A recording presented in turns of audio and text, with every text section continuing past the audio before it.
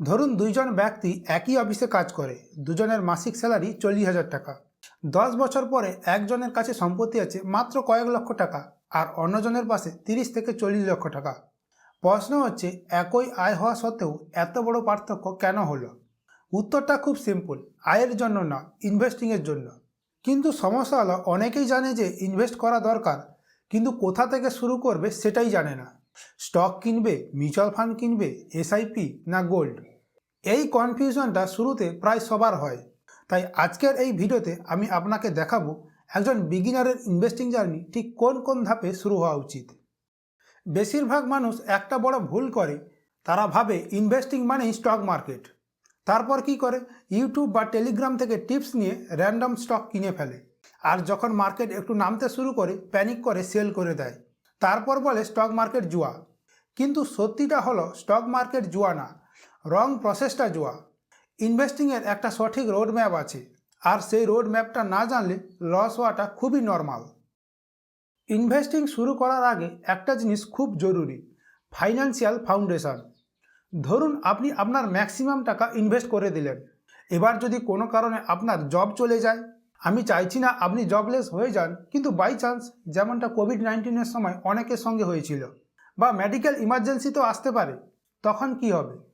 আপনাকে হয়তো ইনভেস্টমেন্ট লসে বিক্রি করতে হতে পারে। এই কারণে সব কিছু মাথায় রেখে প্রথম স্টেপ নেওয়া উচিত একটা ইমার্জেন্সি ফান্ড তৈরি করা।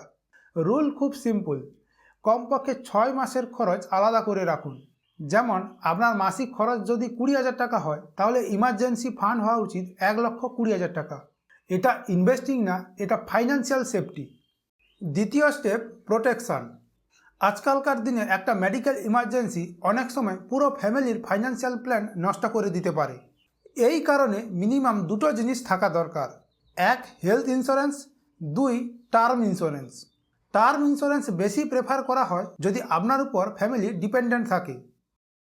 এবার আসি আসল ইনভেস্টিংয়ের কথায়।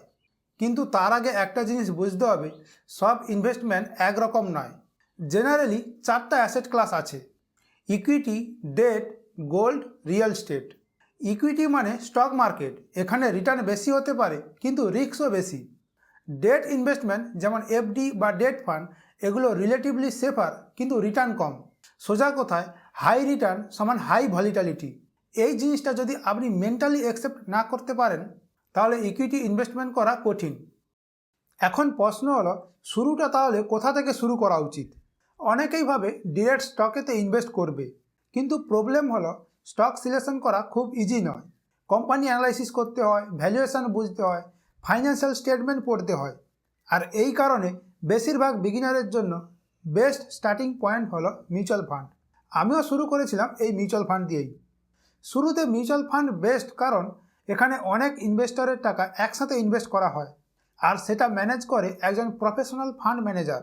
তার মানে খুব কম খরচে প্রফেশনাল ইনভেস্টমেন্ট প্ল্যান, আর ইনডাইরেক্টলি অনেক কোম্পানিতে ইনভেস্টমেন্টের সুযোগ। মিউচুয়াল ফান্ডে ইনভেস্ট করার সবচেয়ে পপুলার মেথড হলো এসআইপি, সিস্টেমেটিক ইনভেস্টমেন্ট প্ল্যান। মানে প্রতি মাসে একটা ফিক্সড অ্যামাউন্ট ইনভেস্ট করা। ধরুন আপনি প্রতি মাসে 5,000 টাকা এসআইপি করলেন। 20 বছর ধরে যদি এই ইনভেস্টমেন্ট কন্টিনিউ করেন, তাহলে কম্পাউন্ডেড গ্রোথের কারণে অ্যামাউন্ট অনেক বড় হয়ে যেতে পারে। এটাই ইনভেস্টিংয়ের সবচেয়ে পাওয়ারফুল কনসেপ্ট, কম্পাউন্ডিং। অনেক পপুলার অ্যাপ আছে, যেমন গ্রো, জিরোধা, অ্যাঞ্জেল ওয়ান। এদের মধ্যে কোনো একটি প্ল্যাটফর্মে অ্যাকাউন্ট ওপেন করে নিন এবং ইনভেস্টমেন্ট শুরু করে দিন। ডকুমেন্টের মধ্যে লাগবে প্যান, আধার, ব্যাঙ্ক অ্যাকাউন্ট। হ্যাঁ, আরেকটা কথা, অ্যাকাউন্ট ওপেন সম্পূর্ণ অনলাইনের মাধ্যমে করতে হলে আপনার আধারেতে মোবাইল নাম্বার অবশ্যই যোগ থাকতে হবে। প্রথম দিকেতে সিম্পল পোর্টফোলিওই যথেষ্ট। এই ধরুন, ইন্ডেক্স ফান্ডে 60%, ফ্লেক্সি ক্যাপ ফান্ডে 20%, আর ডেট ফান্ডে 20%। এতে আপনি ইকুইটি গ্রোথও পাবেন, আবার স্টেবিলিটিও থাকবে। কিন্তু সবচেয়ে ইম্পর্ট্যান্ট বিষয় হলো কনসিস্টেন্সি। বিগিনার ইনভেস্টরদের সবচেয়ে কমন মিস্টেকগুলো হলো কুইক প্রফিট এক্সপেক্ট করা, মার্কেট ফলে প্যানিক করা, খুব বেশি ফান্ড কিনে ফেলা, আর লং টার্ম প্ল্যান না থাকা। এইগুলো একটু অ্যাভয়েড করার চেষ্টা করুন, ভালো রিটার্ন অবশ্যই পাবেন। মনে রাখবেন, ইনভেস্টিং শুরু করার সবচেয়ে ভালো সময় ছিল আজ থেকে 10 বছর আগে, আর দ্বিতীয় ভালো সময় হলো আজ।